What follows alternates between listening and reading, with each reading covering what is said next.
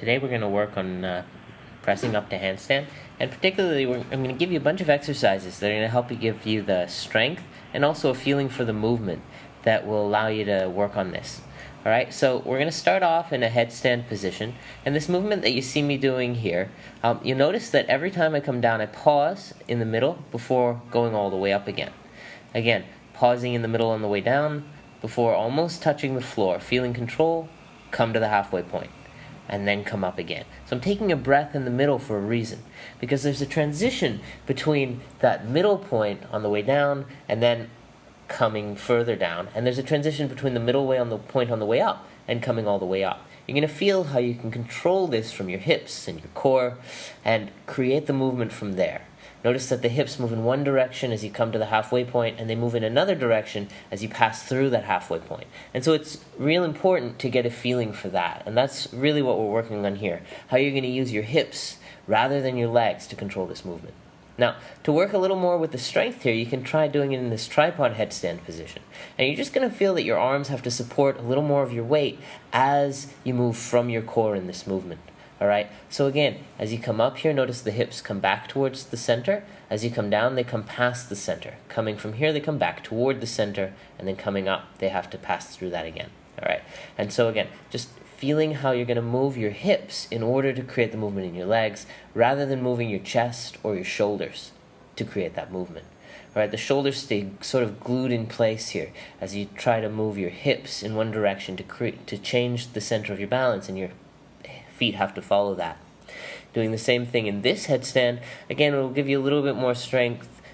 It's also going to teach you to control the pose a little bit more from your center, because you don't have as much strength in your arms to sort of recorrect if you start to go in the wrong direction. But remember, if you're working on this and it's giving you a hard time, you can always go back to the simpler headstands, and remember that you can also always face the wall. Just go real close to the wall in case you might fall. Alright, there's no point in hurting yourself to just work on this basic movement. You can do exactly the same thing with the wall. It's not going to lose anything. Alright, so that's something you can work on every day. Here's another thing. Once you feel like you're starting to get a sense of that, it's feeling strong, go to the wall, and what you're going to do is you're going to put your feet on the wall, put your hips on the wall, and then put the back of your head on the wall. Notice I'm not putting the top of my head on the wall, it's the back of your head.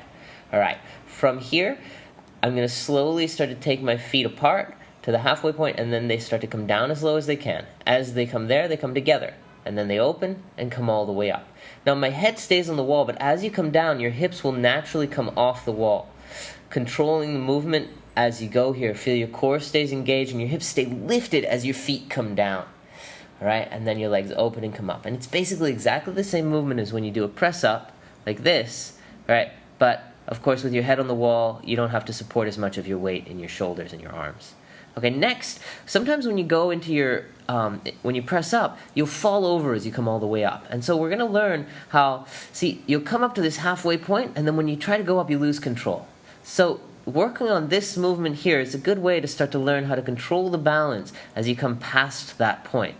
So just coming to handstand, opening the legs on the exhale, inhale, taking the feet together, and this is going to teach you that sense of control from that halfway point up.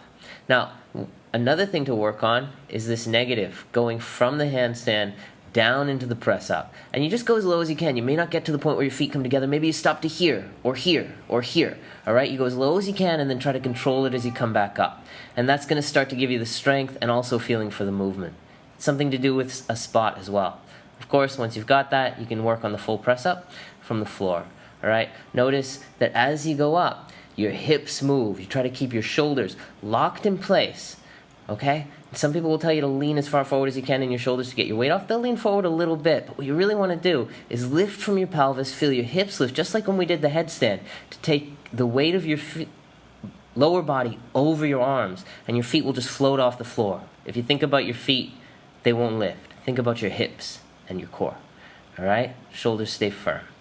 Something to play with, have some fun, see how it goes, and you'll start to open up whole new opportunities of movement.